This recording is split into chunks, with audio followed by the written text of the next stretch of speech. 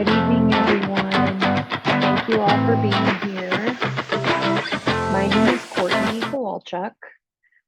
I am a therapist and I work in partnership with the district to talk to you guys this evening about depression in children and adolescents.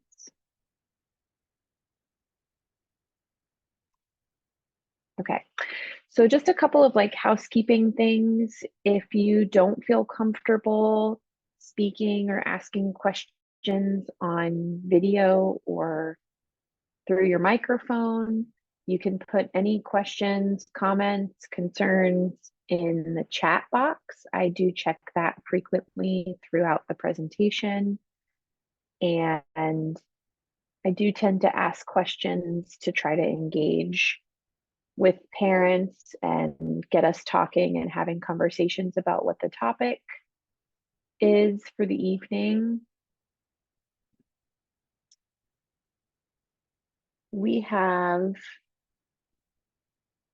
like Ani mentioned, we have 2 sessions left.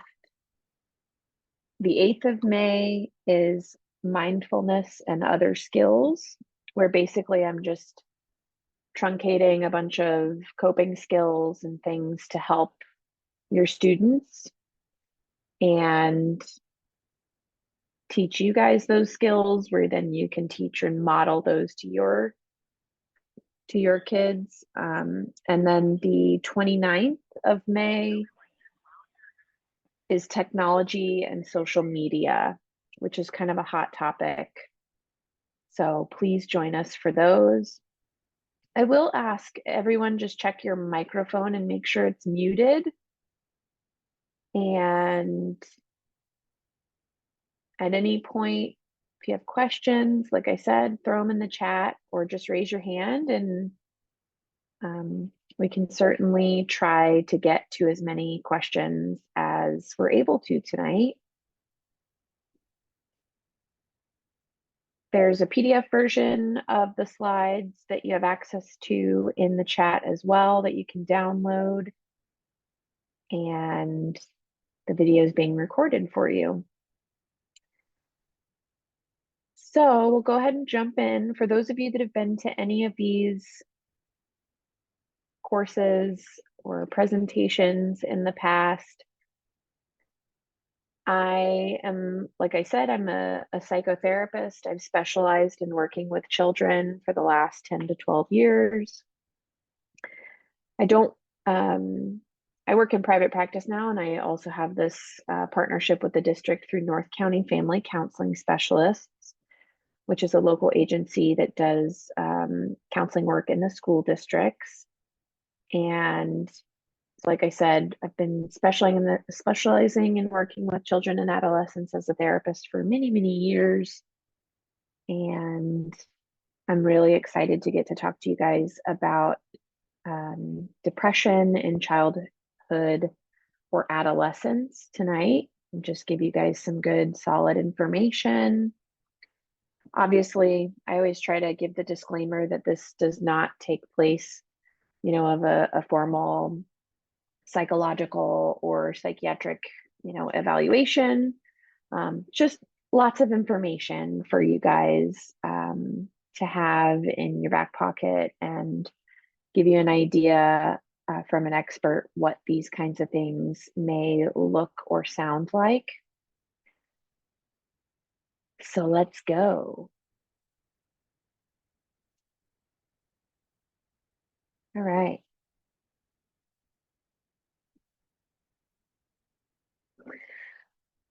The quote that I'd like to start you guys off with this evening is a quote that's less specific to parenting and more specific to depression, which is our topic. And I start off these classes a lot with quotations just to kind of get people talking and thinking about what we're going to learn about tonight. And so the quote is, this is an old one, obviously. Depression is being colorblind and constantly told how colorful the world is. So if anyone has experienced depression yourself, or if you have a child that maybe has been diagnosed with depression, if you have family members that have been diagnosed with depression, this might feel either familiar to you or like some of their experience. Maybe they describe it this way. Does this jump out to anybody? Can you relate to this? Can you not relate to it? Do your children say things like this if they experience low mood or depression in any way? And maybe not at all, and this just says something else to you.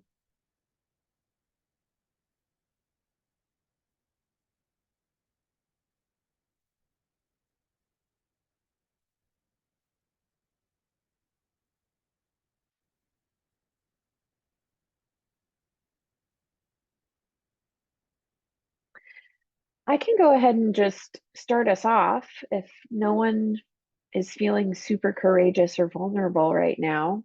Um, I'll share with you guys why I chose this quote to get us started. And like I said, not only to get you guys thinking along the lines of what we're going to converse about tonight, I also chose this quote because I think that it gives us a glimpse of what our kids might be feeling. Um, Sometimes I think we might feel frustrated by our children if they or our teenagers, like if they're not feeling well or they haven't been feeling well for a long time, and it kind of permeates into the rest of their lives. Or I think one big reason that I chose this is that um, teenagers, I think, get told a lot of times, um, the world is kind of hard. Like you have to kind of learn to deal with it or learn to live with it.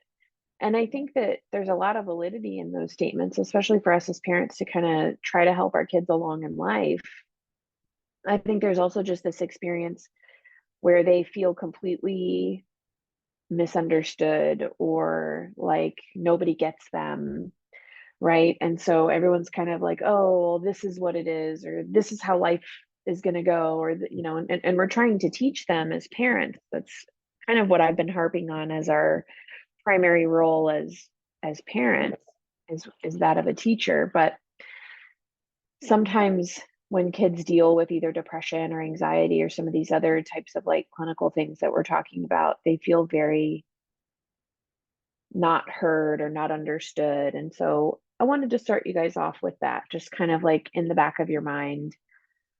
Your child might feel this way, and that might be where we see a lot of this, like, I term it as like socially useless behavior, or kind of the more like challenging behaviors that kids have. And we'll get into some of the symptomology in a little while. But the reality is that for a lot of teenagers, depression looks like irritability.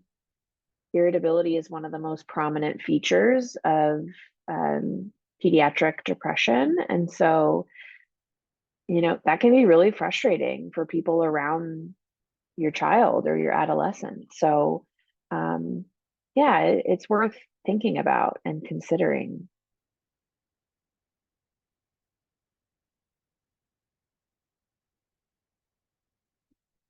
Before I move to the next slide, does anyone have any thoughts, questions, comments on what this quotation is bringing up?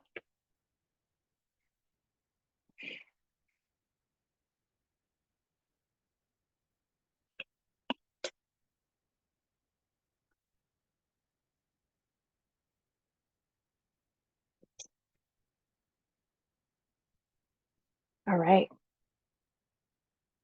We might have a quiet audience tonight.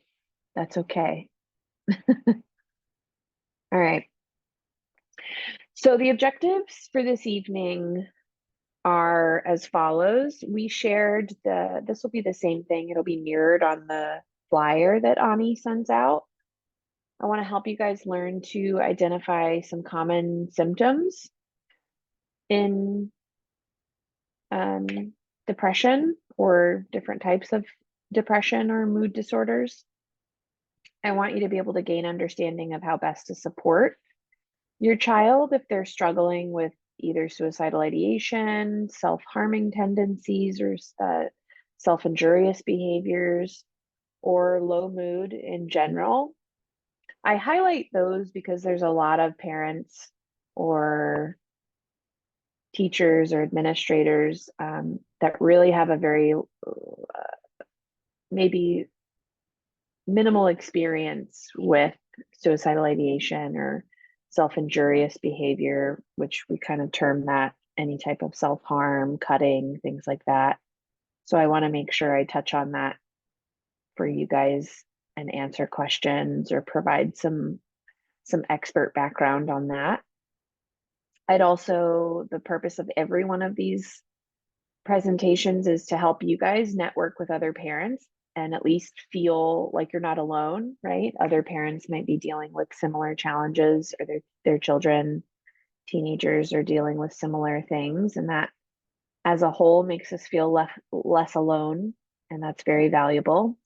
And I am hopeful that you guys will get some resources from the information that I'm able to provide, can support your student to improve coping.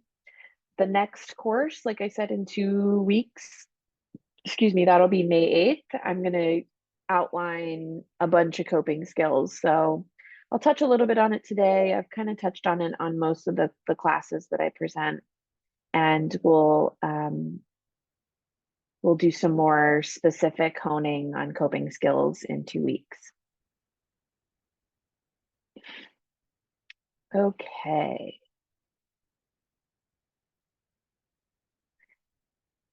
Yeah, I appreciate you all being here. And to me, that says there's effort involved in doing this. I know you guys are all very, very busy. And we're just glad that you're with us, whether you're cooking dinner or you're at work or you're driving or you're on a walk or you're with your kids. We're just glad you're here. And if we can plant some seeds and you can get any specific questions that you have answered, that is my goal for this evening. Okay.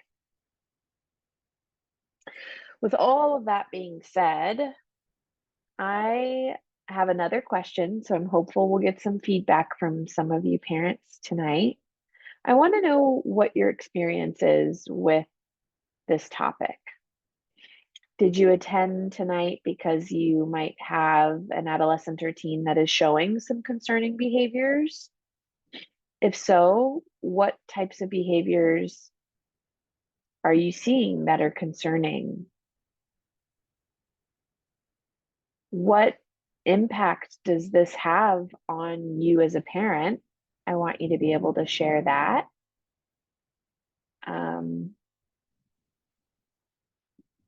I think if we can show each other some support in that respect, I think Hello, on our can you hear? oh, hi, yeah, I can hear you. Yes, I just wondering, this is my first time we have a child.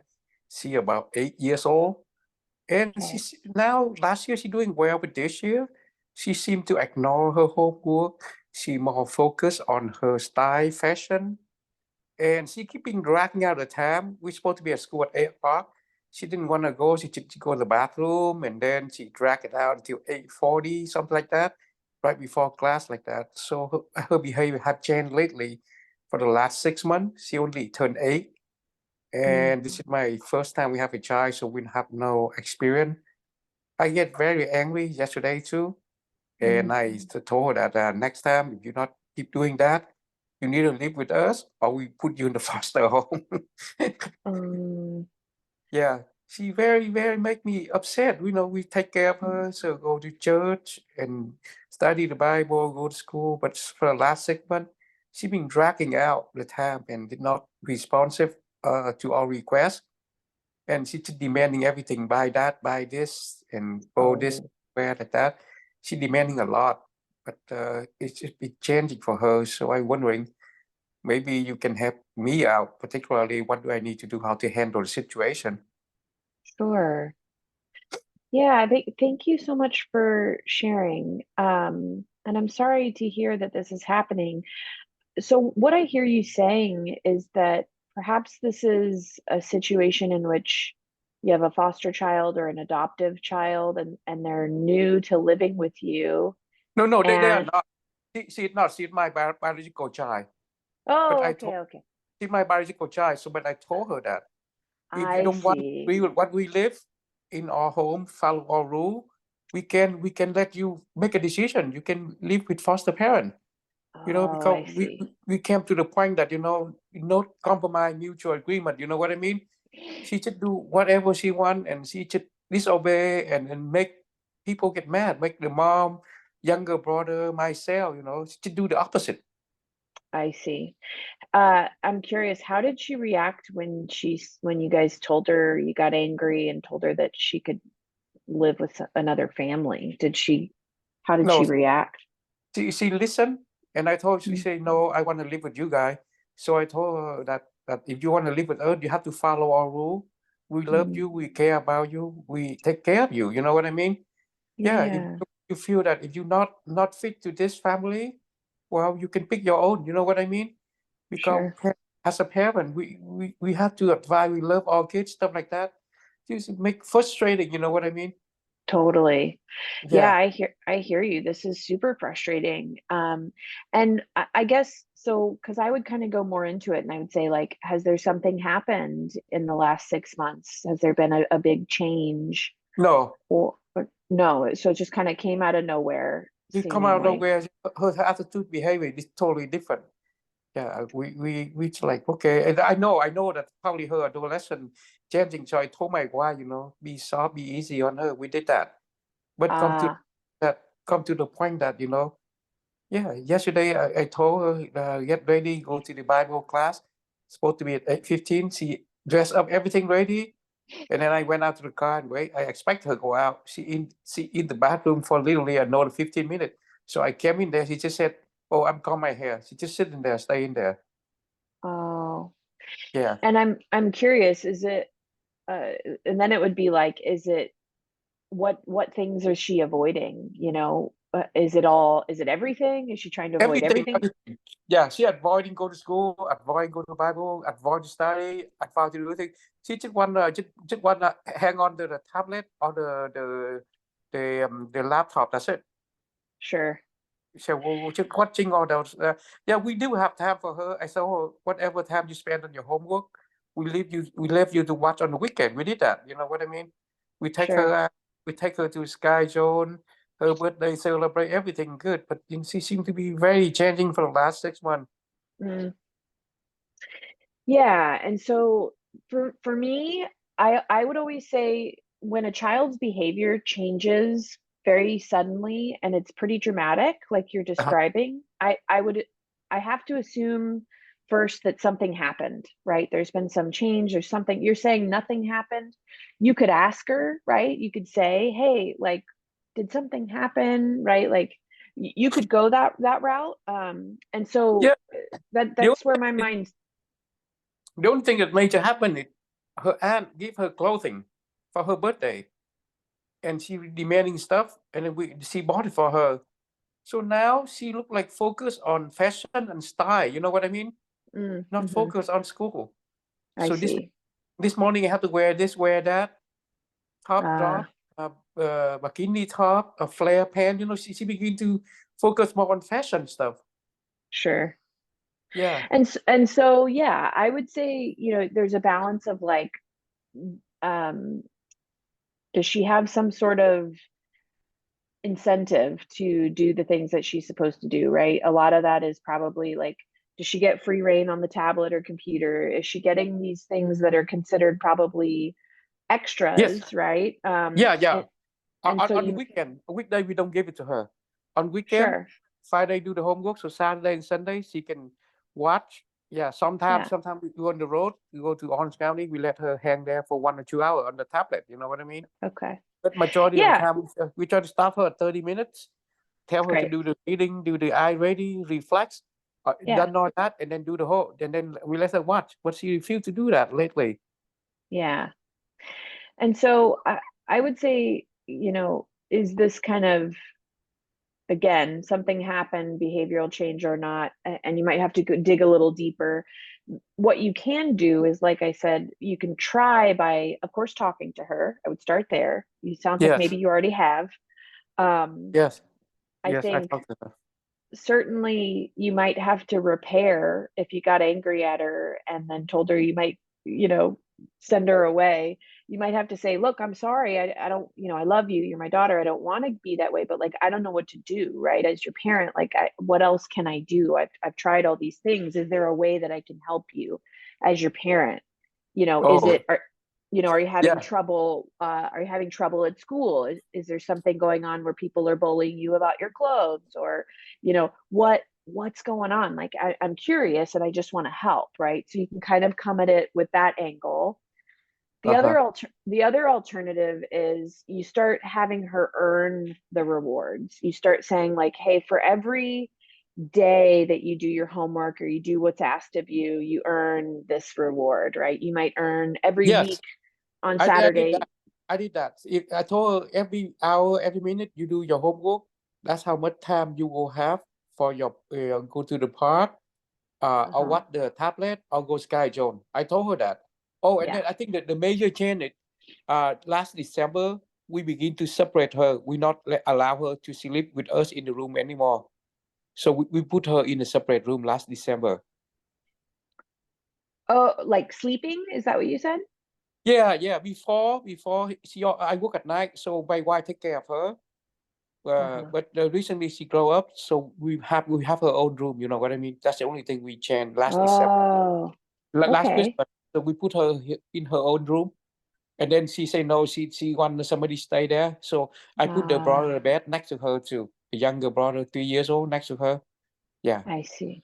So that's the And only that's no major change. Yeah, because I work at night, so my wife always take care of her. All three of them sleep in one bed, in a bedroom. But now we just separate her last December. I see. Well, Yeah. and that's actually that you could have figured it out just now. That could be the big change, right? Is that she's not used to being more on her own. She might be having a little bit of, separation anxiety from being pulled away, and she might not really know how to sort through those feelings. Oh, we Um, have her. We have her every week. We have her to hang up her clothes and show her sure. all the stuff. We have her, and the only thing that she not able to. My wife still take a bath for her and all that stuff. But she's if we ask her to do it herself, she says she don't know. She doesn't know how to do it. Sure. Yeah. And So my wife and still do that. Take a bath for her every day. So every day she take a bath for her. And then we try to mm, help her in every way because she one of my first child. So we take mhm, care of her very well. And the sure. funny, I bought a ticket for the zoo, like a membership for 1,200. So the other day, she asked me, how come I don't buy stuff for her but buy the zoo ticket? A lot of money. I told her, the ticket is for you to go annually. I don't give, Uh, because donation also. So that why, because she requests her birthday, we buy a lot of stuff, and mm, we not buy, but we buy the zoo ticket for the whole family to enjoy for the whole year. And right. some reason she know, and then she just like, oh, how come you guys give a lot of money to buy stuff for the zoo, and you guys but not anything for the kid? I say no, that's not the point, Casey. We bought it for you and your brother, our I whole see. family. And then Sure. funny thing is, she very what is that called alert. She want to know how much she has the money in her account. We have her own account money. So Oh, okay. yeah, she have account in her money. She always once a while she check. So she asked me Huh. how much she had, and with that amount of money, what can she buy? All that stuff. You know what I mean? Which is we Sure. not teaching her because yeah, since the day she was born until now, she have a lot of money. So like almost nearly 10K. So she just asking that Yeah. how much she had and what can she buy with that. So I told her, you don't have enough, just leave it there until you go to college. That's what I told her. Right. Yeah, Right. yeah. 2 weeks ago, she asked me, Dad, how much do I have? Because we have a make a deposit after the Chinese New Year. We deposited, and then she just remember, so she asked me, but I didn't Yeah. tell her. I just tell her you have enough. You save it for your college. That's what I told her. But Yeah, so I think that the big change could be the moving in her own room. So I would say you might have this might be like a normative thing that's happening because of that change. she But requested. She requested sure, us. She sure, said, then we bought everything. We decorate the room. We bought a yeah, new bed, new mattress, everything she requested. right. Before, Just remember that you might have to just go through her emotionally with that, and it doesn't have to be like a struggle. It doesn't have to be a power struggle, right? You can kind of say like, we've done all these things, and it might be upsetting, right, as a parent to experience all of that, and yet she still has feelings, right? She's still going to have to go through that as an 8-year-old and kind of figure it out. But what I would recommend, just for the sake of time, I would say there's an area that we'll get to around the 8 or 9th slide that you can, some of those tips and strategies that you can use with her. yeah, But I really appreciate the question, and thank you so much for sharing. I hope that at least some of this was helpful. yes, yes, it does helpful. So yeah, you are right. Good. Maybe that the only thing that I change it, we separate her. We call there are different culture, different scenario. Totally. Our culture, the kids stay with the parent until they they move out. They don't separate. Totally. Even we have actual bedroom, but it's always like that. My wife always keep them together. But then suddenly December she requests, oh, the bed with the Little Mermaid and all that stuff. So she bought all the stuff and make the room for her.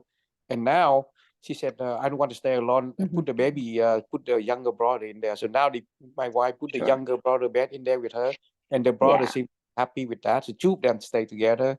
But tap to tap, every night I brush, if I'm not busy, I brush their teeth, both of them, and I take a nap in there. And then when they sleep, I took off too.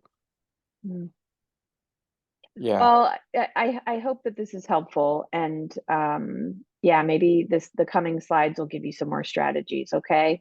Yeah, yeah. And the alarm, we set the alarm for her before she wake up, do the stuff, everything. But now she wake up like she dragging on time, you know what I mean? Just lay there and wait for things to Mm-hmm. happen. If I Sure. don't speak loud tone, she just lay in there. Yeah. Yeah. So I hope this helps. Thank you so much for your comments and questions. All right. okay. So we're going to go ahead and keep moving. I don't know if anybody else had experience with this type of thing, but for the sake of time, we're going to go ahead and move forward. If you guys have questions, feel free to throw them in the chat. Okay, so back to this conversation of like depression in adolescence, children and adolescents. I think that there are some cultures or some maybe generations that kind of still have adopt this, but this used to be thought of as a stage, right? Or something that children grow out of. And that is this like low mood, right? So we're talking about this low mood, sadness, lots of crying, right? They say, oh, like she's just going through a stage, she's going through a phase, and she'll grow out of it. And so, what we want parents to recognize is that this idea that, and I'm talking specifically about depression, right, or clinical depression, but this is not supported by research, that this is not just a stage or a phase. I will differentiate between depressed mood versus depressive syndromes versus like clinical, like major depression. And so, in doing that, I'll help you guys understand that there's some sadness, unhappiness that is typical for human beings, right? There's particularly for children, and we've talked a lot about the uh, emotional immaturity of the brain structurally and psychologically. And so there's some of this that's very normative and very typical when we look at children and adolescents. Um, Kind of scrolling through our chat, and I think there was just some comments about the question before. So, yeah, what I want you guys to understand is that where this becomes problematic is when there's an excess of this sadness, unhappy mood, right? And it's not situational. So it's not like a circumstantial response to loss or grief, like I said, which is very typical for human beings and very typical of childhood and adolescence, right? I'm sure a lot of you guys have experienced things like this kind of normative divorce or loss of relationship, grief when it comes to loss of a family member or a friend. Um, and these types of things, very uncomplicated grief, right? Very just, I'm sad and yet I can kind of mourn and move forward. There's a lot of probably sadness and unhappy mood and things like that that come with adolescence simply by way of social interactions, right? Kids are constantly being, um, maybe they get made fun of, or maybe they go to school and they have a group of friends and then they have a falling out with that group and they find another group, or they have an interest in something and a kid makes a comment, a mean or rude comment. A lot of these things, like I said, are typical, right? Normative of this age. And so what we know is depression overall is very low. The rate of this is very low. It's typically less than 1% in studies.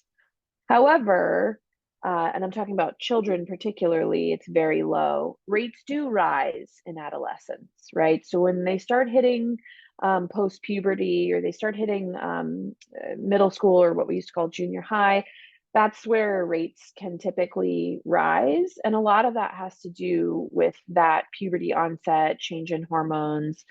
At least that's kind of what we theorize, right? Is that there's some rate change because of that. And we've also talked a little bit about this. If you were at the last class where we talked about anxiety, you might feel that there's a lot of overlap in this.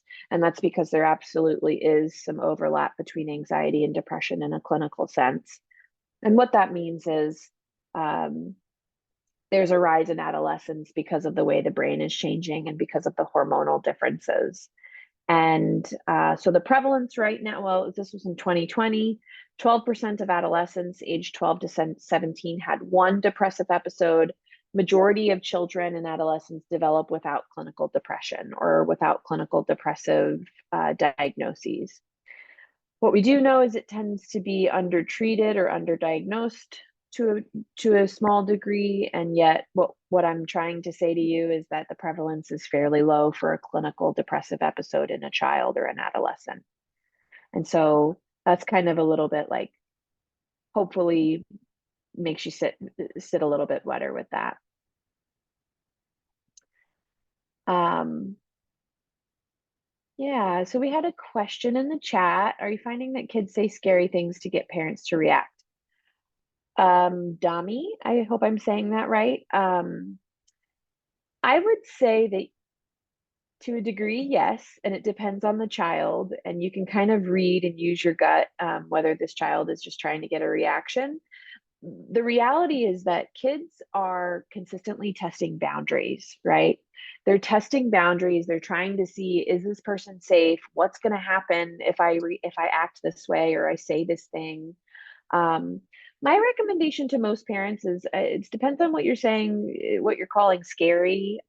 If a child is threatening things or saying that they're going to hurt themselves or they're going to hurt someone else, I usually tend to try to tell parents to really provide information to their children on that topic and then take it very seriously. That way you can really eliminate that behavior, because we don't want kids to use the terminology or those phrases that are really like hot button phrases. And I'm talking about things when kids say like, well, I wish I wasn't here, or I'm going to kill myself, or things like that. And I realize as a therapist who works in school settings, this is kind of on the rise, kids using this language. And I'm kind of anecdotally basing this on the fact that the kids are more technologically exposed and they're more socially exposed to this type of language and things like that. So I would say that I do think some kids say scary things to get people to react. And I would encourage you to kind of look a little deeper. What is the message they're trying to get? Do they want what we would call, like, is this an attention seeking, which I would like you to kind of reword as connection seeking? Do they want your connection? Do they want your engagement, right? If you have an 11-year-old who refuses to see a therapist, that's a tough one because it's like you could just drive him and take him there, right? Like you would the doctor. And yet that's probably not going to be very beneficial. Forcing anybody to do therapy usually is not helpful. I would say for children, a lot of the times, the cool thing is that a lot of therapists are going to use games at first to like engage younger children. Like this isn't, you're not going to go in and do some cognitive behavioral therapy right off the bat and do some kind of like existential or philosophical talk therapy, right? They're going to play games with them and really try to get them just building a relationship first. And so there's a couple tactics that you might use, and you might say something like, hey, you know, I want to give you the ability to talk to somebody who can help me be a better parent. Maybe you could tell them about the things that I don't do great as a parent, and maybe they can give me some suggestions. Like, what do you think? Like, maybe that would kind of get them to go. If it's, hey, they're going to make me better as a parent, right? And you might get to play some games and stuff like that. And, if we try it once or twice, let's just try it, right? You can go, maybe you go 3 times. Like, can you agree to go 2 or 3 times and just give it a try? And I find that kind of wording it that way, or at least getting them to give it a try and saying we don't have to commit to this long period of time, and that can be a little bit helpful. But for really young kids, it's a little bit scary for them to go. So I'm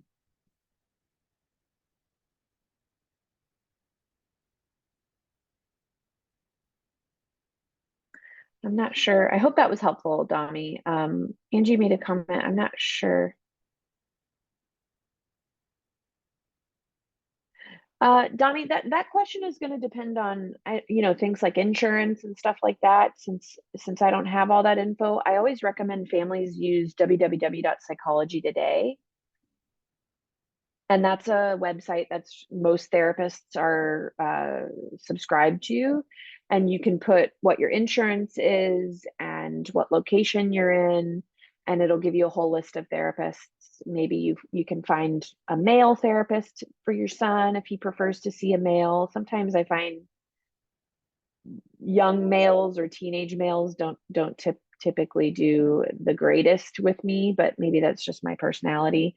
So yeah, like finding those types of things, you could get some specific suggestions for therapists in your area that accept your insurance. Let's see, we have some questions about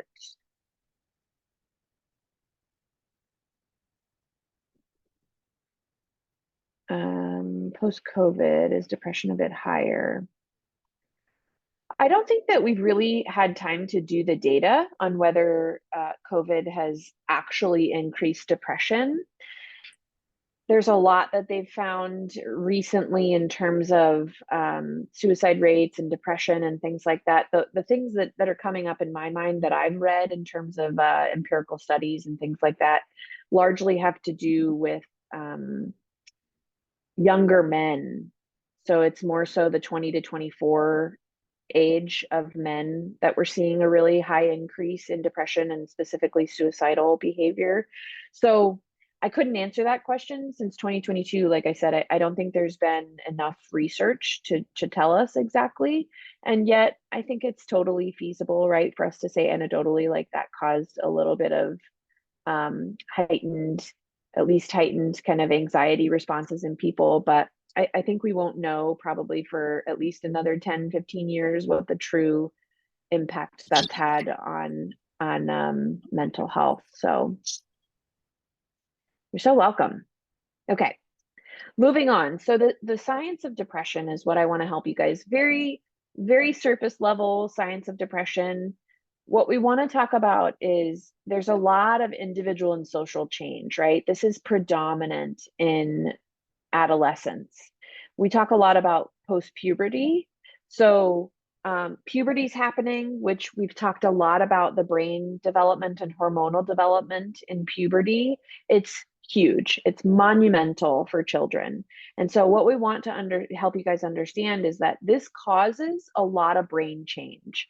And so you have kids that are anywhere from like 8 to 12. And I do think that puberty, there's a curve that's showing us that it's happening a little bit earlier. And for lack of the time for another conversation on that, what we know is puberty happens uniquely for each individual. There's some hereditary components. When did you have puberty? Did you have it early, right? On time or late? I think a lot of parents, especially parents of young girls, are finding we're seeing puberty changes earlier. And so puberty is a huge change developmentally for children. We also then add on top of that, kids are changing schools around certain ages, right? They're changing from elementary to then middle, and then from middle to high, right? And so there's lots of changes. With COVID, a parent mentioned COVID, and there was a lot of changing schools. Some parents, pulled their kids out of specific schools and sent them to other schools. Some parents, we essentially brought them home and homeschooled them, or we were working as parents in our offices and our kids were expected to do school in their offices. And so yeah, there was a lot of change. And so we also see that there's a change in cohort, meaning all of their friends have kind of recycled, right? And there's all new friends or all new kids to associate with or to socialize with. And then there's also much larger schools as well. So you might look at what school does your child go to in the district? How big is that school? And so that plays a part when we look at depression and brain change and adolescence. It certainly makes it's a difference, right? It's a big change. And so that's kind of, one of the parents was talking about his daughter, and we really talked about what change has happened recently, right? Big change. So when we talk about depression, girls are more prone to depression. The ratio is 2 to 1. Girls are just doubly more likely to be exposed, or at least have depression. We think that this is related to the hormone brain relations, right? Girls have different hormones than boys. And so this brings up for us in the scientific community, we believe that this hormonal change makes girls a little more susceptible to depression.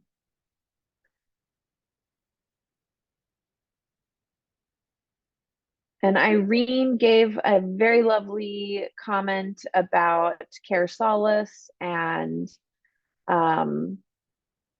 how helpful that was for her family. They used Care Solace, which was a company to help parents find mental health providers for their kids.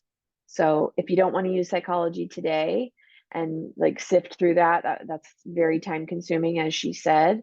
Try Care Solace, and maybe Ani can throw the number for Care Solace or the way to contact that company in the chat. Thank you, Irene. That's so helpful. Okay, so the other part of this is exposure to psychosocial stress. Okay, so we have kids who are psychosocial, meaning interpersonal relationships, this, the stuff at school, stress that comes with relationships with their siblings, with their parents, with other kids, with teachers, right? So they're being exposed to all of this type of stress, and that has the ability to increase the rates of depression in our youth. What we do know is that kids that are that have identified, or that they did some studies with depressed adolescents, that there's this an issue with sleep. And I did a whole presentation on sleep hygiene for kids. So if you're able to go back and watch that one, it's incredibly crucial to pay attention to your child's sleep. And in particular, if you have a child who suffers with depression or mood issues, checking in with sleep and reviewing that sleep hygiene module is going to be really, really helpful, because this is absolutely plays a factor when we look at depression. And so what we talked about 2 weeks ago is that when puberty happens, the sleep onset mechanism is impaired anyway, right? So kids start having that like night owl, right? Oh, my kid's like, they're going to sleep later, right? So that happens in post puberty. And so if we're looking at that, that has the ability to um, decrease growth hormone and increase cortisol, right? And so that what we want to do is really help them with their sleep, okay? Because that's biologically super important. And when this is like low mood combined with sleep issues or more biological issues, appetite or weight loss, things like that, that's going to kind of get more into this clinical avenue or clinical realm of depression. We know that there's a genetic component with depression. I think we used to think that there was a 2 times risk. Now we're looking at a 3 to 4 times risk with if a parent is depressed or has a diagnosis of depression. Right? This makes our kids 3 to 4 more times more likely to develop a depressive disorder. Okay. Affective disorders run in families, as do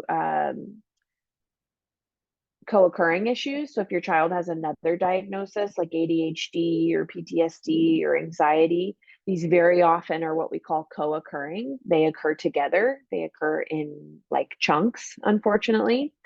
And so anxiety tends to be like a causal role, we find. Like a child with anxiety might develop depression because of that anxiety, right? They're kind of co-occurring. And it makes sense when you think about it psychologically. Somebody who worries a lot might not have the best mood, right? They might tend to be very sad and have low mood and a lot of guilt and shame and things like that. The reality is that our kids' increased capacity to reflect or be self-aware or self-reflect can describe some of the mood issues, right? They're just more emotionally able to do these kinds of things. And so it makes sense that we might see an increase in adolescence. We also look at neurotransmitters, right? So without getting too sciencey, the reality of this is that brain chemistry is involved. Neurotransmitters, which is responsible, those are responsible for communication in the brain. And a disruption in these is actually linked with people who have depression. So if there's a chemistry, biochemical, not deficiency, but just imbalance, we can get depression, right? So that's why things like medications are usually tried, because there tends to be this idea that there's a neurotransmitter or biochemical link to depression. I'm going to go ahead and see if there's any questions in the chat.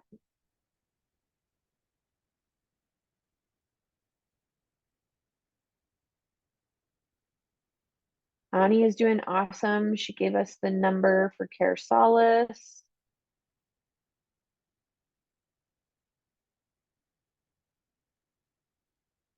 Behavioral therapy support. Adriana, you might have to tell me, are you looking for in person? Yeah, see, I don't know in San Marcos. I'm in like way North County, so I actually don't know any providers in San Marcos. Yeah, I think even Vista or someplace in North County, we tend to only find things in downtown San Diego, and that's highly disruptive to the school day if you're needing some sort of, weekly or bi-weekly to have to Totally. take your kid out of school to drive to downtown San Diego seems very unreasonable. That's really hard, and I would agree. It does not sound like that meshes with your schedule. Anybody aware of something in North County, that would be wonderful, but we have yet to find an in-person. So we've found OT, but not behavioral therapy or cognitive behavior. Yeah, you know what you could do is, if you wouldn't mind, if you email Ani this information, and if you let her know if you're looking for insurance or no insurance, like you can put that in the email. She can forward that to me, and I can do a little ping on the therapist group that I am a part of, and I can see if you might get any hits on that. If you'd like to do that, I could certainly. Wonderful. Yeah, thank you. Yeah, just shoot her an email. At the end of the presentation, we have her email, and I think she already put it in the chat. But yeah, just throw like a what you're looking for and your insurance, and I can go ahead, like I said, and I'll get back to you. Okay, thank you so much. Yes, ma'am. All right. How much sleep? Ani kind of addressed that. 9 is the magic number. We did a sleep hygiene. She linked that. Awesome. Okay. So kind of moving forward, thank you guys for the awesome questions. I am hopeful that we're answering a lot of these questions for you guys. There's Ani's email. I do invite a lot of any parents that are looking, if you want to give a blurb about what you're looking for, I can certainly, there's no guarantees that I'll find something, but I will ask for you. Okay. So we're going to kind of delve in, like I said, please, this is going to be just informational, right? Psychoeducational. we're not trying to diagnose anybody. I do want to get you guys familiar with what these things look like so that if you have a child that might be struggling, this is going to just like, maybe I could get some extra help, or I could take my son or daughter or child to pediatrician or their primary care and kind of get things checked out. So again, not a diagnostic. I just want to help you guys get some information, and I really want to kind of help you just be able to distinguish between just like maybe depressed mood or low mood versus something that's clinical. Because like I said, kids are going to go through things, and they're going to be sad or unhappy or have some situational mood affect, but not to the clinical degree. Did somebody have a question or want to make a comment?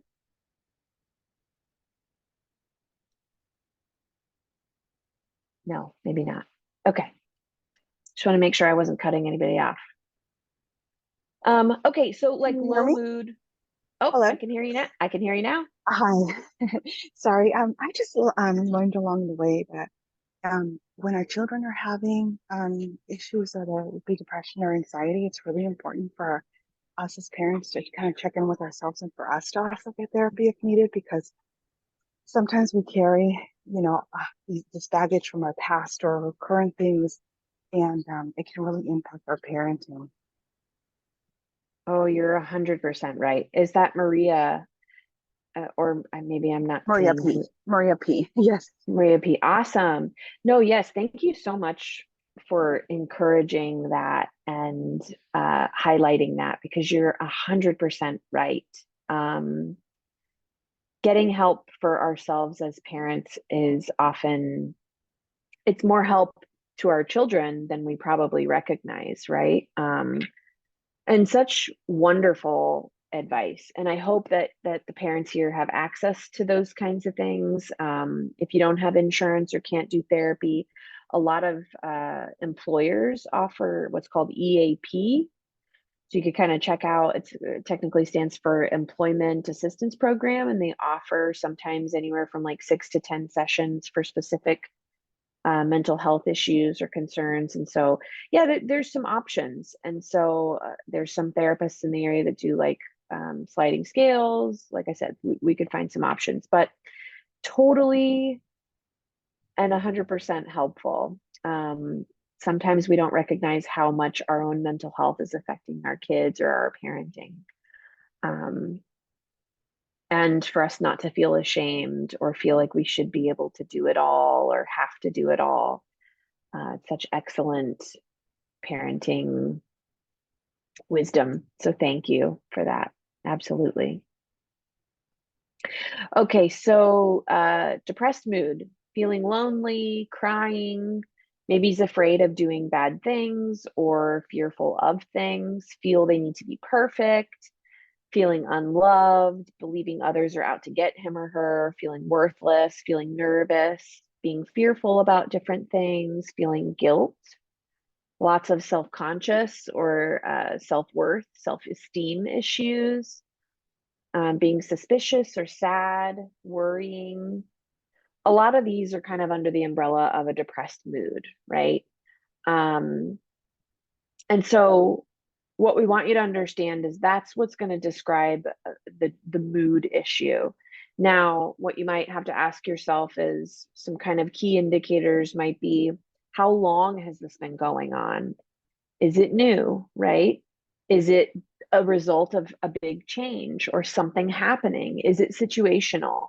Or is this kind of inexplicable, nothing really explains it, huge behavioral change, or it's been going on for a long time, right? So kind of like give yourself some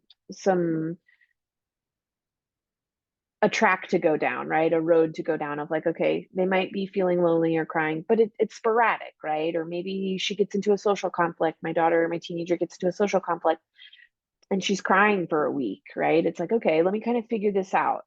Does it end? How long is it going to be something that goes on for a very long time? Use some of that as to help guide you, right? Or at least give you some more knowledge on what this might look like.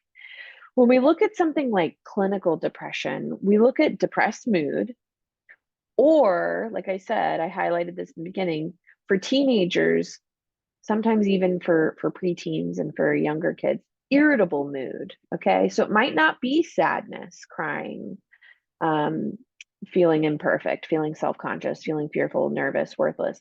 It might look like irritability. And when we're talking about irritability with kids, in a clinical sense, we're talking about irritability with everyone. It's not just irritability with me or dad or mom or sibling. It's everybody. It's at school, it's with their, maybe even some of their friends, like they're having some friend issues, right? This is going to be widespread. It's going to be irritability with everybody, or it's going to be depressed mood most of the day for most days, right? Close to all, right? Decrease what we call anhedonia, so like decreased interest in pleasurable activities or activities that they used to enjoy.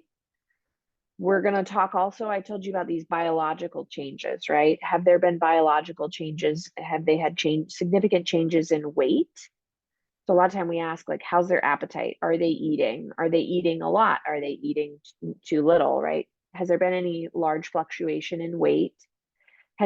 That's unexplainable, of course, by a medical perspective, or a medical issue. Sleep issues, right? So I talked a lot about this during the sleep hygiene. Have they had significant sleep issues where either they're unable to fall asleep or they're waking up constantly? Have you found that they're having nightmares or they're having night terrors or things like that, right? Like sleep issues can kind of be wrapped up. That's a good indicator that along with these other things, there's probably something clinical going on. We call psychomotor agitation or retardation, right? So either moving really slow or moving really amped up, right? You might find, and some of you, if you've ever experienced depression, you might be able to recognize in yourself, we kind of like don't want to go anywhere and we want to pull the covers over our head and not move, right? We get very slow. I would say that this symptom is a little less prominent, probably in general for both adults and adolescents, but it is a symptom. And so if you see that, I would say that's another indicator. Consistent fatigue or loss of energy, right? This is going to be that like tired all the time, can't really get up and do things, don't want to get up and do things. If that coincides with the sleep issues, right? You might get a good night, they might be having a decent chunk of sleep, but they still have no energy, right? Feelings of worthlessness or abnormal amounts of guilt, right? So like, as we listed in the depressed mood category, feeling worthless or feeling suspicious or sad, fearful or self-conscious or guilty, these are like abnormal or excessive amounts of guilt, right? That are not adequately placed. If a child does something wrong, sure, there's going to be guilt there, right? There's a protective or productive function to that. We're talking about something that's excessive, right? Out of the norm, or maybe even just seemingly inexplicable, or where is this coming from kind of thing. Impaired concentration, impaired decision making. This might even be impaired focus or like a mental fog. We also talk, this is a more serious like clinical symptom, which is like repeated suicidal ideation or self-injurious behavior, suicidal attempts or plans of suicide, those things are all going to be kind of wrapped up into maybe something that's leaning a little bit more clinical, especially if it's repeated and kind of consistent, right? Like we said, those are some flags for you and some kind of differentiator. When should night terrors end? Okay, that's a tough one. That one is going to depend. I do find that a lot of kids have night terrors, and they can have night terrors through like 10, 11, 12. I think that when we talk about night terrors, we're going to get a little bit more specific. What are the night terrors about? How easy is it for them to wake up? Are they remembering things when they wake up? Has there been trauma recently? Those are kind of some more questions to ask, but I would say like typical kind of normative night terrors, they typically end around that age, anywhere between like 10 and 14, I think. But again, every kid is unique, so it's kind of my general reply, but I would ask yourself some of those other questions.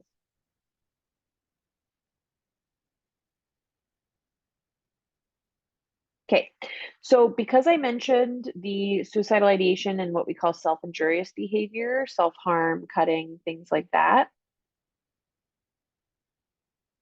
you're very welcome. I hope that is helpful. I am going to talk a little bit about this. If your child is not dealing with this, I am thankful. Self-injurious behavior and self-harm can be very scary. And since it is one of the symptoms or criteria of clinical depression, I am going to touch on it here. And so if anyone needs to check out right now, or, you know, has an issue with this sort of thing, I am going to start talking about self-injurious behavior and self-harm. And so what we find is that as a therapist and as an expert, I'm letting you know that self-injurious behavior is not always related to a desire or a wish to die, right? So a lot of parents or teachers or administrators, they kind of lump in, well, she's cutting, right? She's trying to kill herself. And the reality is that this is not always true. And the way that we can find out first is asking the child, right? Did you have, why did you do this, right? Was it an intent to feel something, or was it actually to really try to hurt yourself or kill yourself, right? So kind of differentiating that behavior is part of our risk assessment when we do risk assessments with children who are adolescents who are self-harming or self-injuring. And so I just wanted to kind of throw that out there. It's not always related to suicide or suicidal behavior. And yet what we do know is that when depression is getting into this realm of self-injurious behavior or self-harm, I think that it always, to me, puts up a flag. And I want you all, if your child is experiencing this, I would take it super seriously. I always recommend that parents do, and take your child to the pediatrician or to the primary care and start there. And you certainly, I want to just reiterate, like, seeking help from a professional is going to be the best bet if you have this happening. And so kind of going into this conversation, we talk about developmentally, particularly around middle school age, it is developmentally normal for children to withdraw and pull away from their parents. This is totally normal. You might find that your kids are in that mode where it's like, you don't know anything. You don't know anything about me. You don't know, only my friends understand me, right? And I hear that a lot. And the reality is that you're not doing anything wrong. You're a good parent. Like, this is normal, okay? And it's developmentally what's supposed to happen, okay? They pull away from parents and they start gravitating towards their peer group. If you want some more information on that and you're interested, you guys can check out Gabor Mate's book. He has a book called Hold On to Your Kids. And so he talks about the importance of peer relationships and how this whole developmental process is happening. So if you're interested in that, or you have a child that's going through that, I would check out his book. Again, his name is Gabor Mate, Gabor, first name, last name Mate, Mate, with an X on the E, and he is a pretty like world-renowned psychologist. Hold on to your kids. It's a fantastic book, and we'll give you a lot of information on that. So what we find is, although that's developmentally normal for children to do that, particularly during that adolescent time, junior high or middle school age, what's not normal is for them to then withdraw and isolate for long periods of time, right? They're going to do that, and yet that foundation that you've built, that relation that you've built, the relationship that you've built, will be a good it's a good foundation, right? So while they're going to developmentally pull away, they're going to come back, they're going to kind of continually, and you might get some frustration there. Oh, like only my friends understand me, or like I need to be with my peers, right? Remember, that's normal, but hopefully you've built that relationship to where it's not them withdrawing and isolating for long periods of time, or going, not speaking to you for weeks at a time or months at a time, and like really pulling away and a desire to isolate. That's kind of not what we want. Self-injurious behavior is generally and typically secretive. So you might find like, how do I know if my child is doing this, right? Most of the time, someone at school is going to find out, and they're going to call you and tell you. I would say in most cases, that's what happens with the kids that I work with. A teacher's going to see it, a friend is going to find out, they're going to tell someone. It's typically what I see. And yet, just so that you're aware, it is secretive. The very nature of it is secretive, right? And so this means your child might be spending lots of time alone in the bathroom, right? With the fan on or music on. And I'm talking lots of time, right? They might take hour-long showers or more. They might be in their bedroom and want to lock the doors and hours at a time. They want to be alone, right?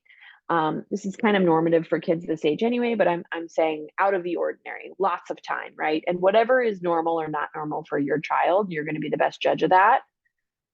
These are just some of the indicators. Maybe wearing inappropriate clothing, right? They might be wearing long sleeve shirts or jackets or sweaters, and it's warm outside, or it's, oh, that doesn't fit, right? Like checking and, oh, hey, like, what's up? Like, you're wearing long sleeves, like that's odd.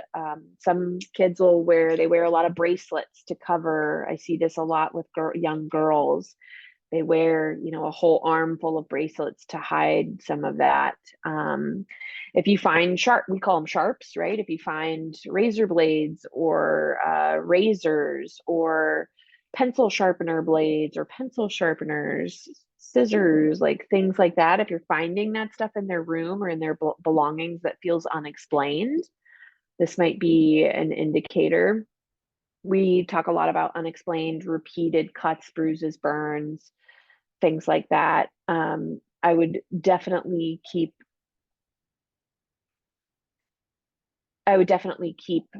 like that on the lookout, and just kind of be aware of that, right? That's a flag.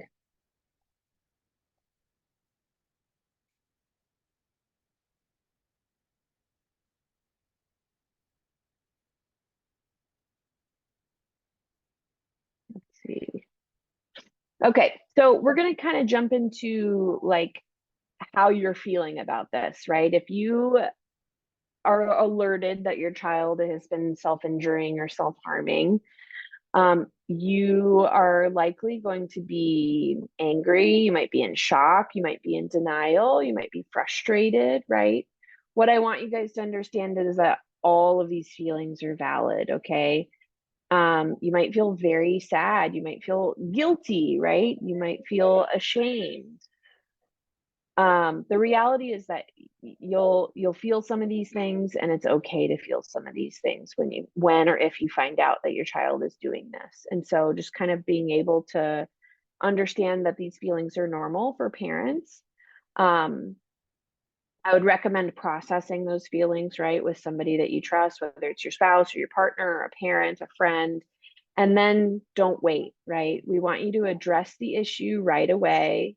We want you to be calm, reassuring to your child. We want you to validate them, right? We don't necessarily like, sometimes our instinct is to get really angry and like, why are you doing this? You know, talk to me about it. We don't want to pressure them to talk. We don't want to lecture. We don't want to put them down or invade their privacy. We don't want to threaten. We find in the research that threats and ultimatums that can typically increase the behavior that we're looking to eradicate or avoid. And so what we want to do is say, don't wait, address it right away, seek help from a professional. They can help, they can do safety planning and risk assessment and all of that sort of thing to make sure that there's not a risk. And then you can kind of move forward with that. What we recognize is that teens or adolescents who engage in self-injurious behaviors, there's some kind of some markers in terms of family dynamics. Sometimes those families, there's attachment issues, right? Whether that be insecure attachment or just different attachment issues from childhood, okay, like early childhood. Lots of stress. So if there's really high stress in some families, we find that those are typically adolescents or teens who are engaging in this sort of thing. Lots of family issues. We also look specifically at family repression of emotions. So if you have a family who kind of is consistently, they don't talk about their feelings, they tend to tell the children like, oh, you're just making it up, or like, get over it, right? These are things that might increase or increase risk for children or teens who are maybe feeling depression and not getting the right attention or not the right response. And so we would always encourage, like, don't wait, act on those things. If your children are telling you, you know, what's going on, if they're telling you, I'm sorry, I'm getting distracted now, I'm looking at the chat. Don't wait. That's my main point. Can you write the name of the book on the chart? Sure, I can throw, it's Gabor Mate. And it's Hold On to Your Kids. Okay, so we've got a question. My 15-year-old son is normally very happy, social, engaged, constantly talks down on himself, his athletic abilities, intelligence. You think he's the dumbest, everyone's smarter. He gets decent grades, normalish sleep, eating patterns. Can the talking down on himself be a sign of depression? So to me, it doesn't sound like depression because you're telling me that he's normally happy, social, he's engaged, he's loving. I would say this sounds more along those lines of like social, like self-esteem, right? Is this new? How long has this been going on? Is it always, right?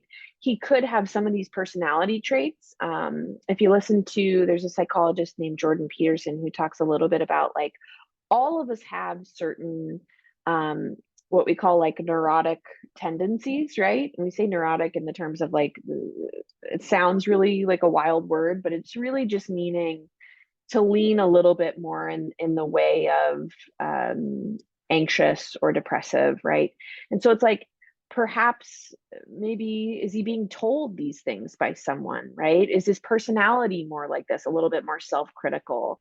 Is he one who's maybe like perfectionist? Is he socially anxious at all, right? So you're kind of giving me some things that tells me that this wouldn't lean towards depression.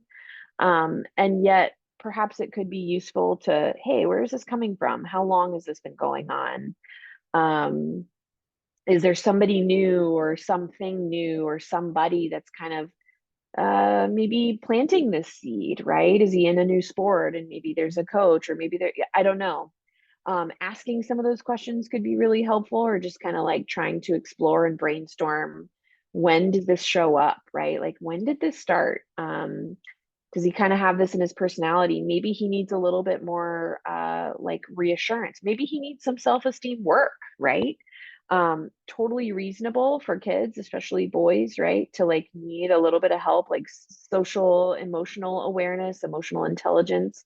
Maybe he needs a little bit of coaching and some help kind of working through that.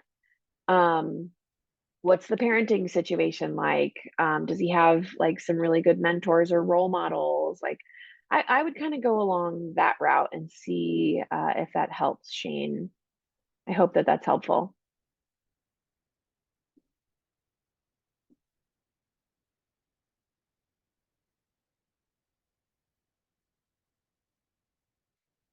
Okay, so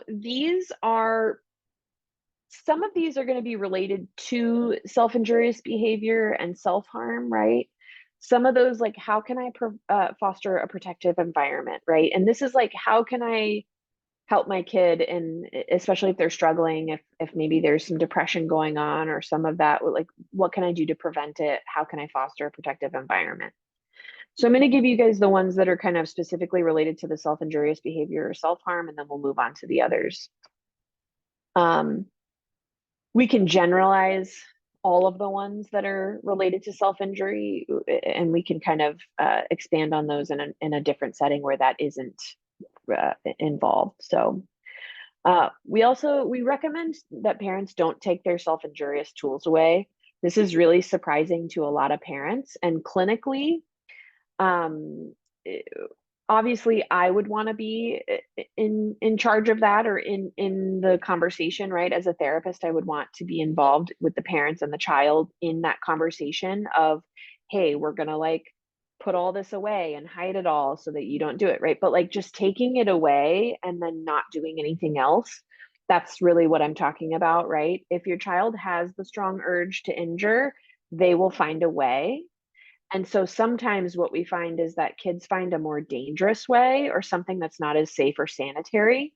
And so that's kind of the reason why I say that, right? Is I want you guys to seek professional help and get somebody who's a professional or an expert to help you in that realm, rather than just saying like, I'm going to take it all away and like really put an ultimatum on her and then it'll stop, right? Because we find that that's really not effective. And so there's also kind of, we realize that using the same stuff as a ritual for self-injuring kids or adolescents. And so like there can be like a panic of losing that part of control, right? And it can actually trigger more episodes. And so again, encouraging the use of a professional or an expert, having that genuine validating conversation that's not lecturing or any of like that's going to be the best way to provide a protective environment for your child if self-injury or self-harm is there. Don't expect a quick fix, right? There's going to be setbacks. A slip doesn't mean that your child's not making progress. These are common during the stages of change, right? Kids going back to an old behavior. So try to be patient with that. We recommend, and this is for all parents, providing firm guidelines around technology use. We're going to get into that on the 29th of May, which is our screen time technology social media presentation. A lot of people who struggle with self-injury report spending several hours a day on the internet with other people who self-injure, right? Message boards, forums, those things are not regulated. And so they tend to do this while engaging in their harming behaviors. And so what we want to do is limit that exposure to the technology use, particularly like using supervision. Like my kids can use the internet or whatever they're using in the same room as me, right? And we'll get, like I said, way into this when we talk about social media and the internet and screens. But this is just a particular piece of information that we found is correlated with kids who struggle with self-injury. So we're going to encourage parents to model healthy ways of managing stress, whether that's like exercise, movement, sports, walking, any types of like meditation, mindfulness, which I'll teach you guys in the next presentation. So you have to model those, right? I've talked a lot about parental modeling and how mirror neurons in the brain work, and how kids They don't do what we tell them to do. They do what we do, right? So that's super important. Keeping lines of communication and exchange open. So this goes back to that, like, we find that families who repress emotion or want to avoid talking about emotion, those tend to have higher rates of suicidal ideation or self-harming behavior. We want to keep the lines open. Like, hey, you might not want to talk to me about this, but like, know that I'm here. You can talk to me. You can talk to parent, partner, sibling, whoever, like grandparent, somebody that they really have a good relationship with. Keeping those lines of communication open is super important, and helping them know, you know, you can talk to us. Whether they take it or not, that's not up to you. And so you have to do your best with just showing them, and hopefully with that relationship that you guys have built. We recommend emphasizing and upholding importance of family time. So if that's a family meeting, I've talked about doing family meetings and how to initiate those with your families, whether that's like Family Friday, where you do a special meal or a special activity together. We want you to emphasize and uphold that, right? Family time is so important for the whole family to be involved. And really sticking to that really tends to foster healthier kids. Expect that your child will contribute to the family's chores and responsibilities. So like having them feel productive and like they have a job, right, that they can contribute.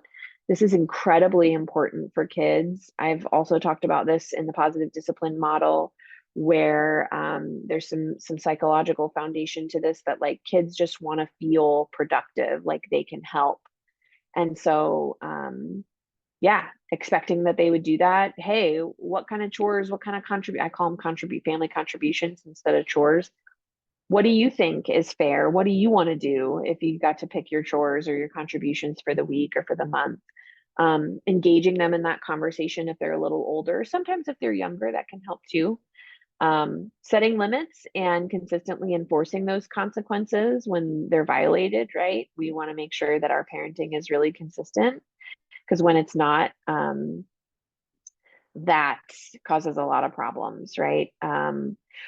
I talk to a lot of families about positive consequences, right? So like if a child does something in which you feel like a consequence needs to be put into place, I would consider community service, or like working at a homeless shelter, or giving your time, right? A social engagement that requires them to volunteer or give their time can be really effective.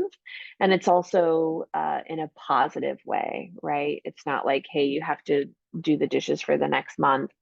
I consider that to not be a positive consequence. So you could try this if it works for your family, and you can figure out how to work that into your parenting. Of course, respecting the development of your child's individuality. Every child is going to be so unique. Kind of trying to compare them to the others or to yourself, or, you know, that's typically going to kind of send your kids in another direction, or at least get them feeling very frustrated with us. Remembering that respect is a two-way street, right? Keeping the atmosphere at home inviting, positive, upbeat. This does not mean that you have to like fake it and paint everything, you know, in roses. It's like, that's not what we're asking you to do, but there should be a welcoming, inviting, like positive vibe, right? There should be some positive emotion that that takes place. We know that if you have more positive interactions than negative, it's obviously super helpful just in general, but this also promotes resiliency, and it's a protective measure for your kids. Practice using coping skills together. So maybe like print out a sheet and put it on the fridge, and maybe you guys highlight a couple that you're going to try for the week, or star a couple that you're going to try for the month. And then when you see someone else in the family struggling, model it and practice it together. Like, oh, hey, it looks like you're having a bad day. Let's go practice this one, right? Or let's practice some mindful breathing, or let's practice deep breaths, right? Like doing that together and encouraging the use of those things with your children can be so valuable. There's some validity to avoid like overscheduling your child, putting too much pressure on them to perform. If you see a big behavior change or there are some really serious things happening, try kind of cutting a couple things out, right? Not so much pressure, maybe kind of empty out the schedule a little bit, or at least kind of put some balance in there. That can be really helpful for kids when they're struggling.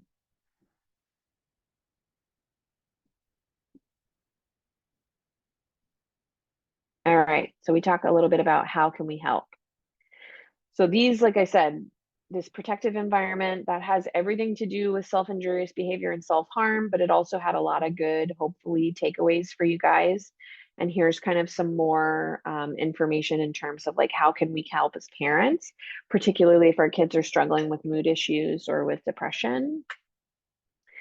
We want to try to manage depression with parenting, right? And when I say that, what I mean is children are less likely to develop depression if our parenting is warm, accepting, low hostility, right? Low conflict, and low parental control. And so what I'm not saying is like letting your kids do whatever they want is going to make them not depressed. That's not what I'm saying at all. But I am saying is that if we can set up foundations of like positive consequences, natural consequences, right? Like kids who you can trust to make their own decisions. Hey, you're 12 now, you're 13 now, like I'm going to have less control in your life naturally. And so talking to your kids about that, right? With warmth, with acceptance, lots of compassion, lots of connection, really working on that relationship, low hostility, like respect, right? Those are going to be the children that are less likely to develop depression. And so if you have a child that's struggling with depression, this isn't to say like you're to blame, not at all, but like look at your parenting and see, is there anything, can I tweak? Can I be a little bit warmer?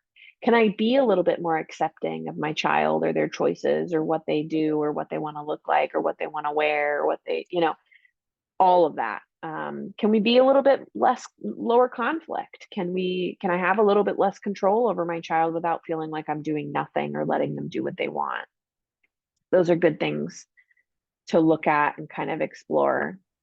Another thing is, does your child have high quality interpersonal relationships? Meaning, who does your child trust? Who do they want to talk to? Do they have any high quality interpersonal relationships? Or are they very isolated? We do know that social isolation and social withdrawal is it's almost like, is it a symptom and a cause of depression? We know that isolation is terrible for human beings, right? There's a big reason why prisons use solitary confinement as a punishment. It's terrible for human beings. And so that was implemented as a very horrendous punishment technique.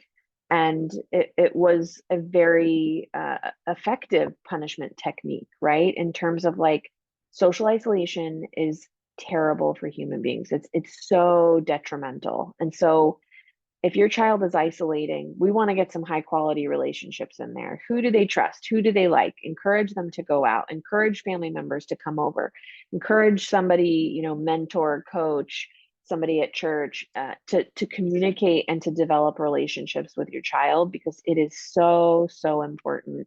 And the very opposite of that social isolation or that isolative, solitary behavior. Excuse me, may I share something? Sure. Thank you.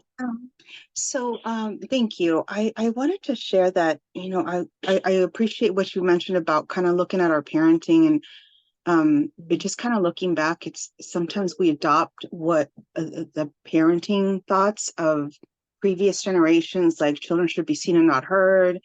You need to do as I say because I'm the parent. But, you also mentioned like having that mutual respect where respect goes both ways. And kids learn so much from how we interact with them. That's how they learn to interact with their friendships, with family, when they get onto the work field. And I think it's really important to keep in mind that it's not just about us and them doing what we want. but preparing them to be adults. How do we want them to teach our grandkids? How are we preparing them to be out in the world on their own? And I don't know, I just feel like there was something else I was going to say, but it's just so important to really take a look at how we interact, like you said, what kind of environment are we creating? Because I worked with kids before, and the parents would just say, here, fix him, like he's misbehaving, he's not doing what I say, but there's no progress there, because the parents also need to make changes and create a healthier environment for those kids. And so again, just looking at, do I need to be in therapy? Do we need family therapy? And, along with all those really great points of like spending family time together and stuff. Maria, they're going to think I paid you to be here and say, let's all go to therapy. No, I'm kidding, but that's such wonderful input. Thank you so much. I liked that you mentioned this idea that like how I'm interacting with my child as a parent teaches them how to interact with others, right? Other kids, other adults.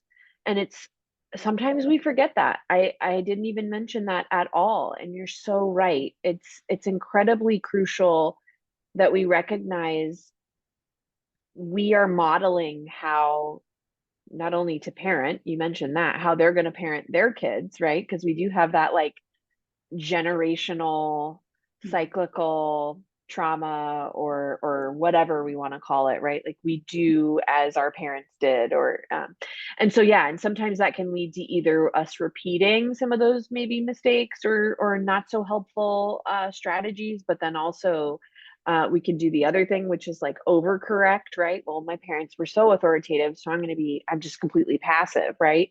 So yeah, I think looking at that is so, so helpful. And just like this idea that, yeah, if I'm not well, I don't know, or if I'm not treating my children well, they're likely not going to treat others well. And certainly you're right, therapy is so helpful. And yet we as parents bear the responsibility. It's not like, hey, there's something wrong with them, go fix them, right? Like we're going to have all the role in the world to do that. So yeah, you're so right. Thank you so much for bringing that up. That was really helpful. Of course, thank you. Yeah. Angie says, even getting a kid a dog helped my kid's mood so much. Sports has helped his confidence in music lessons. Yeah, so like getting some diversity in their experience. So like sports can help, music can help, get them involved in a hobby. There were some suggestions, I think, last class on like lower cost things, because I know, obviously resources are limited with a lot of us, especially now.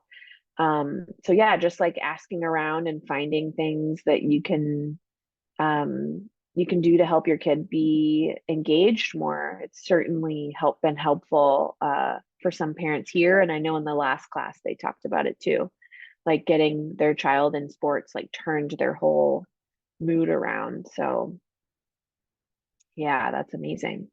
Okay, so yeah, healthy adaptive coping mechanisms, which like I said, next class we'll talk all about those. I'll even teach you guys some mindfulness stuff and give you guys some of the research. Teaching kids emotional regulation is huge for how we can help with just prevention of depression and also helping them address those mood concerns. Thinking styles, right? So how do your kids think? This is one that not a lot of people are aware of. We each have our own kind of like unique thinking style, and some kids tend to think in a very negative way, right? Very critical. Some kids with anxiety tend to be more like unrealistic, like, oh, what if this happens? Or they catastrophize. The worst thing is going to happen, right? That's kind of how their brain works. So if you're interested, you could look up thinking errors, like different worksheets, like a thinking error exercise worksheet. You could practice those with them. I actually, at the end of this, Ani's going to share a worksheet that I have for a take-home exercise for you guys that has to do with negative thinking styles and how to address that. So you could take that home and you can practice it with your kids. You could kind of learn it and then teach them, like we said, modeling that and doing it together. What we found in research is that the quality of peer support appears predictive of resilience to depression. If you have kids with very solid, good, healthy, appropriate peer support, we find that they are more resilient to depression. So you could look at that. What's the quality of my child's peer support? Whether your child has depression or not, we could do some preventative work again and like get them engaged with some positive peers, get them hanging out with other kids that maybe like similar things. Yeah, that's going to be, you might have to get creative. Emotional regulation worksheet. Let's see. I'm not sure I have the ability to go do that now, but perhaps for the next class, I can prepare something to have and send it to Ani so she's got it. The reality is like you could also, there's a really good resource called Therapist Aid, and you could go to Therapist Aid. It's a free website and you could just type in emotional regulation and it'll pop up with a bunch of really helpful worksheets that you could use. Or just like Google emotional regulation worksheet PDF, and it should have, usually there's some results will come up probably from Therapist Aid that have some description and some information to help you do that with your child. So I hope that's helpful too. Again, that was Therapist Aid. Okay, other ways to support your student and some resources for that. Talk to them, right? Show them extra love, extra support, care. We don't want to minimize, we don't want to dismiss, we don't want to invalidate, right? We want to empathize and validate. So like, man, I can understand why you might feel that way. Or like, I'm here with you, right? Some of those like validating statements.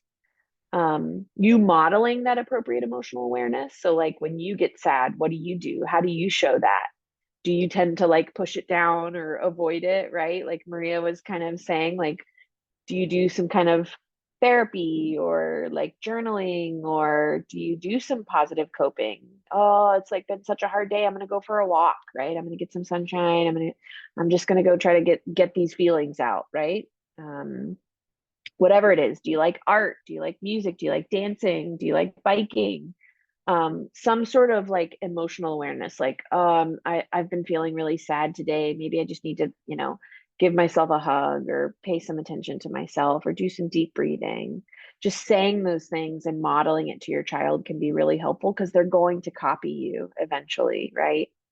You can practice some exercises with them. That's another huge way to support them. Like, hey, I've kind of been noticing like this has been bothering you. Like, can you want to do this with me, or find some creative exercise to do?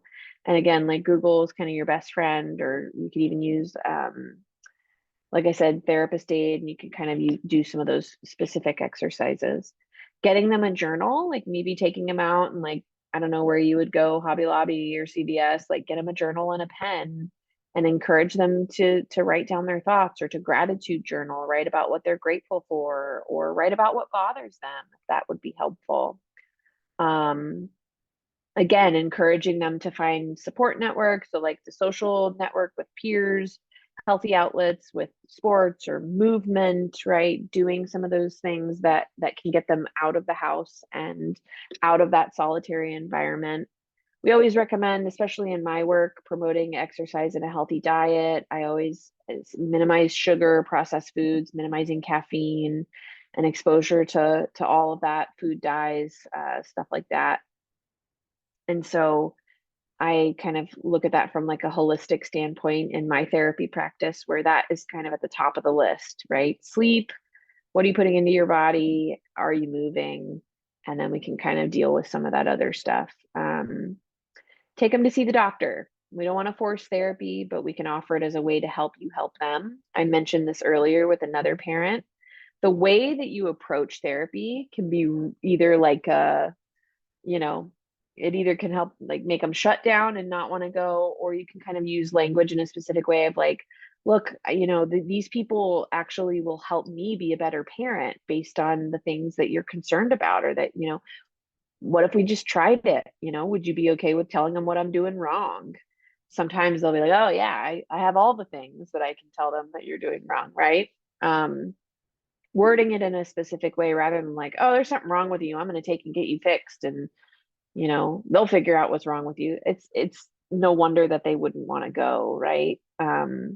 Or just like, you need to talk to somebody, or it almost can be really scary for kids to go see someone that they don't know, and what are they going to do, how's this going to work, right? And also, yeah, giving it a try. I know one parent said, like, they saw someone that their child didn't really engage with, and they, you might have to choose someone else, or find another provider, because it won't always be the perfect fit. Okay, so kind of final thought is, parents modeling the self-care and self-management. This is the best way to create resilient kids. Your own healthy coping, sharing your experience if you're asked, or if you kind of say, hey, like, I kind of dealt with something, like, would it be helpful if I shared with you? They might say no, and you're like, okay. But that provides your kids with permission to be overwhelmed, right? It gives them a roadmap. They can kind of regain some control over their own circumstances, but, like, you are the best model for all of these things. And so if you take away anything, take away that. Ani, I hope, yeah, so I emailed you that. I hope you could throw that in the chat. There's an challenging thoughts take-home exercise. She's already got it in there. So the PDF and the worksheet is in there.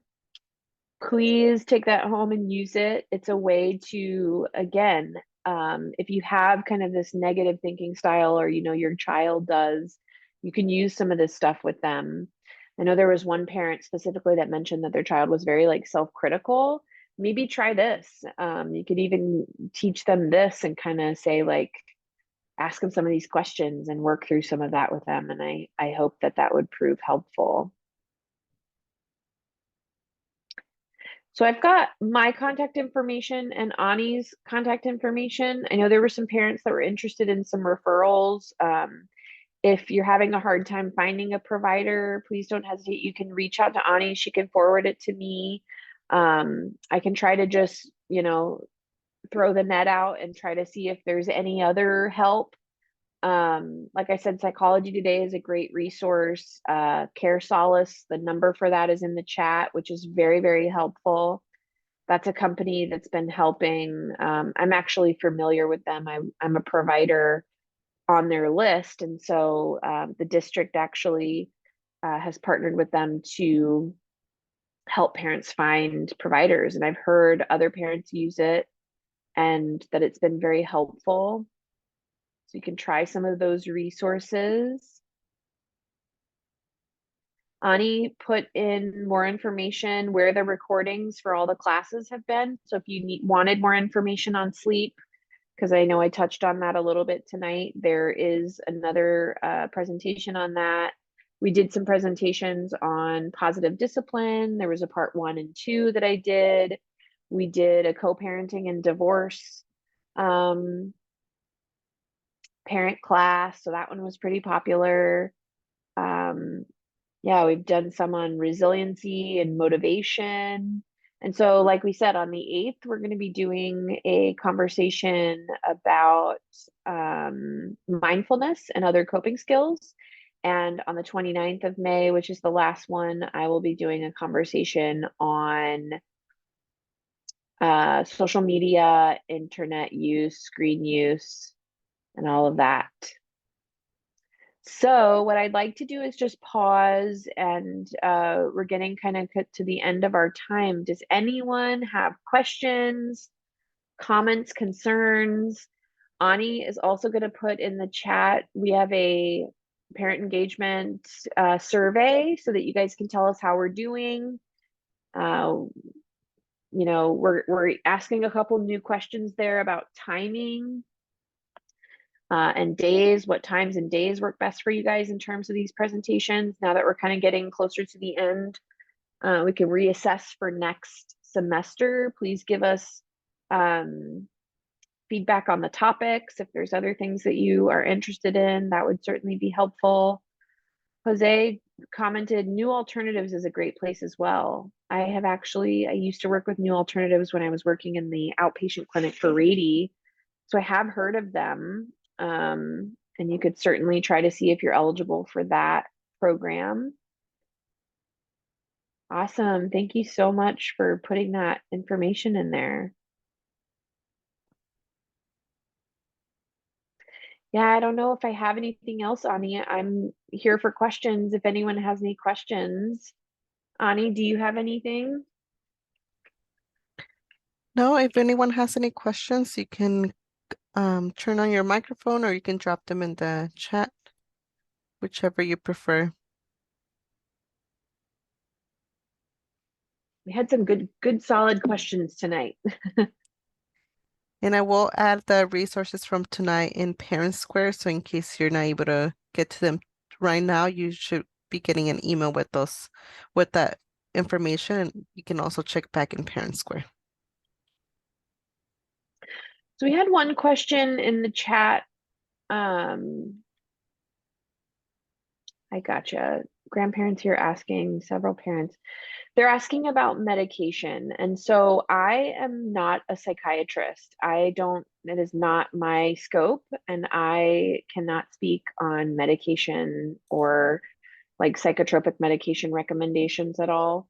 I will also say that's incredibly specific to the child and to the situation.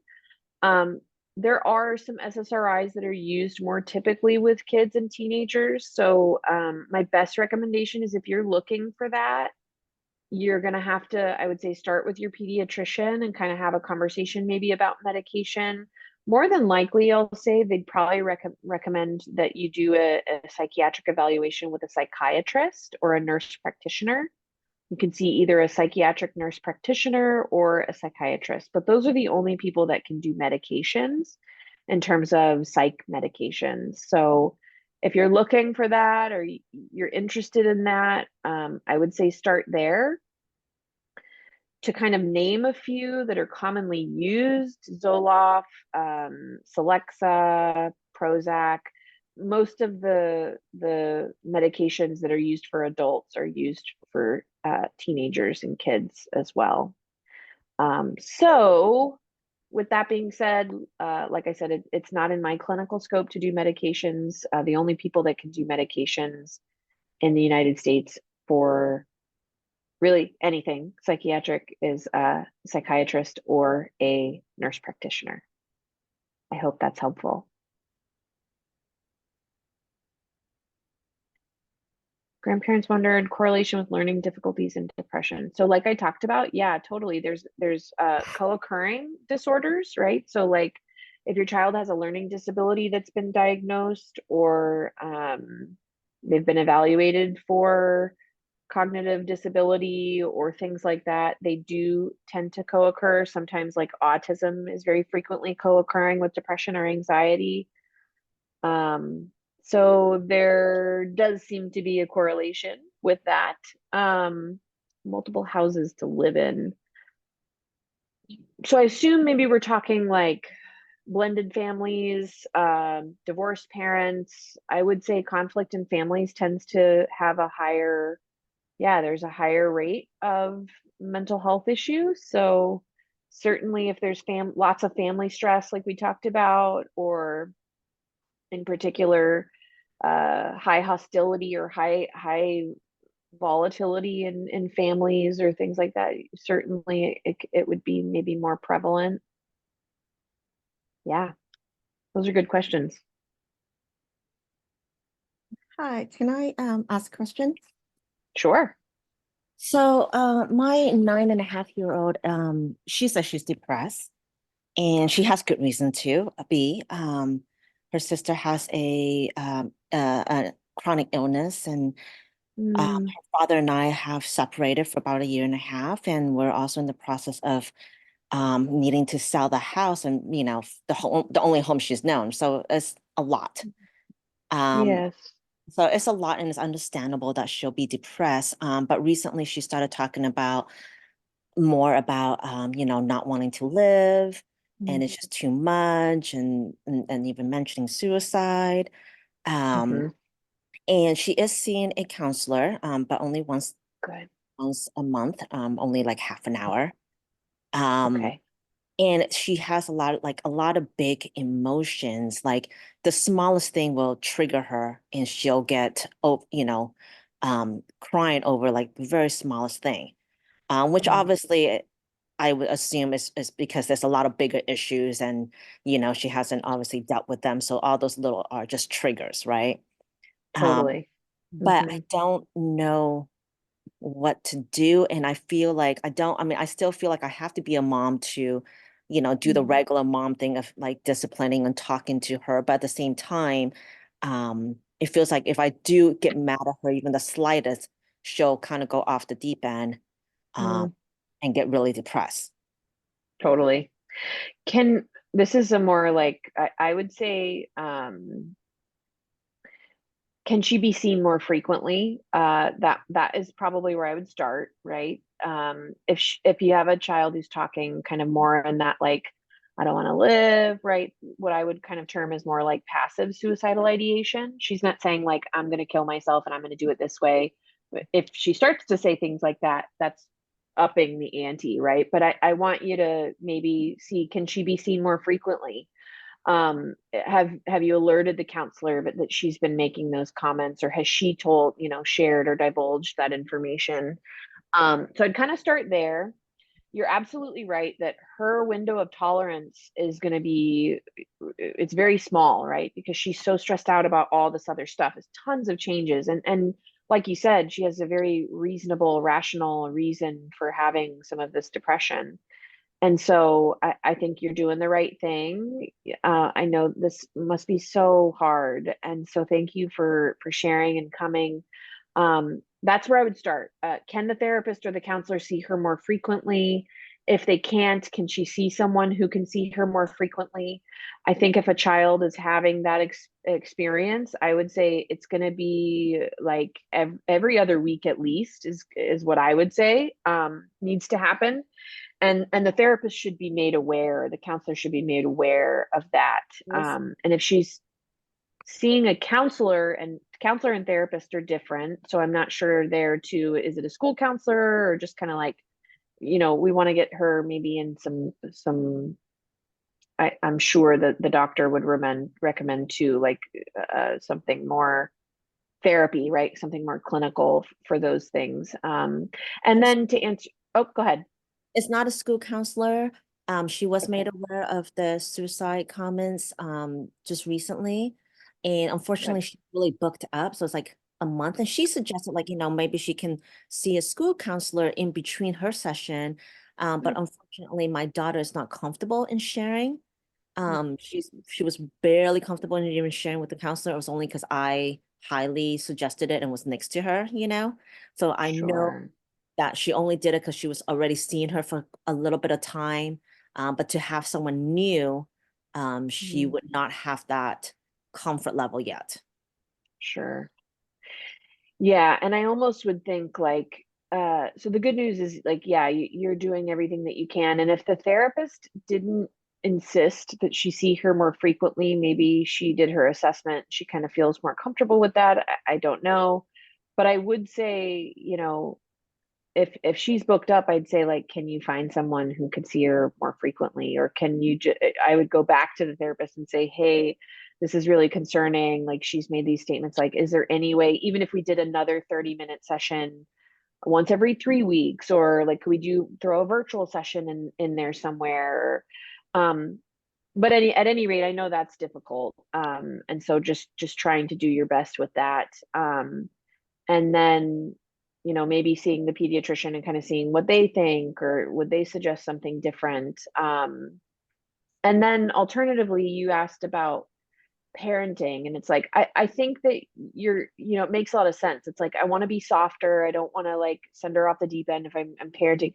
So I think like you can be a little bit more sensitive, a little bit more warm, a little bit more soft, and kind of help her understand like, hey, I might I might take off some of the, your demands or some of the limitations, but like you have to recognize I'm doing this because I'm hopeful that it'll help, and like I want you to take advantage of the therapy, and like I'm gonna have to put these demands back on, or like you can decide and use your best judgment whether she's like trying to use it as an avoidance tactic, or try to like take advantage. I don't know. I think that it's certainly reasonable during this time to be a little softer. And yet, yeah, you still have to be a parent. You still have to, you still have to go to school. But like being a little softer, maybe, allowing a little bit of leeway might not hurt. And at the very least, I think that you're doing an excellent job, and you're doing what you can, everything that you can, which is all that we can ask for. So I hope that that's helpful. I just certainly would hope that she could be seen more frequently. Okay. Thank you. Thank you. Appreciate that. Yeah. Good questions.